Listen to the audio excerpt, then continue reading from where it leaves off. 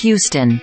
Saudi Aramco CEO Amin Nasser said Monday that the energy transition is failing and policymakers should abandon the «fantasy» of phasing out oil and gas, as demand for fossil fuels is expected to continue to grow in the coming years.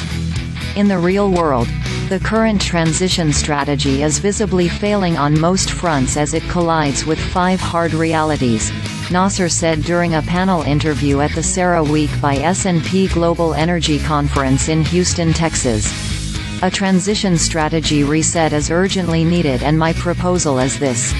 We should abandon the fantasy of phasing out oil and gas and instead invest in them adequately reflecting realistic demand assumptions, the CEO said to applause from the audience. The Paris-based International Energy Agency forecast last year that peak oil, gas and coal demand would come in 2030. Nasser said demand is unlikely to peak anytime soon, let alone by that year.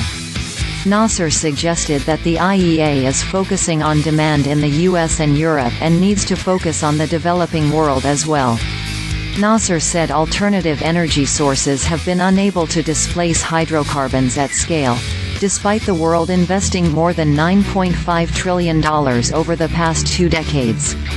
Wind and solar currently supply less than 4% of the world's energy, while total electric vehicle penetration is less than 3%, he said.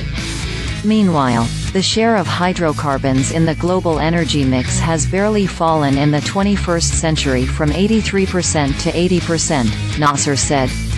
Global demand has increased by 100 million barrels of oil equivalent per day during the same period and will reach an all-time high this year, the CEO said.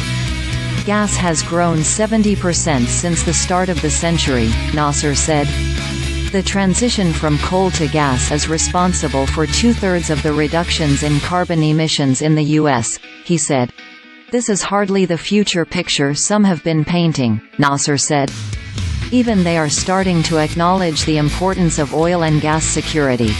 Developing nations in the Global South, meanwhile, will drive oil and gas demand as prosperity rises in those nations, which represent more than 85% of the world's population, the CEO said. These nations receive less than 5% of the investment targeting renewable energy, he said. Nasser said the world should focus more on reducing emissions from oil and gas in addition to renewables. The CEO said efficiency improvements alone over the past 15 years have reduced global energy demand by almost 90 million barrels per day oil equivalent. Wind and solar, meanwhile, have substituted only 15 million barrels over the same period, he said. We should phase in new energy sources and technologies when they are genuinely ready, economically competitive and with the right infrastructure, Nasser said.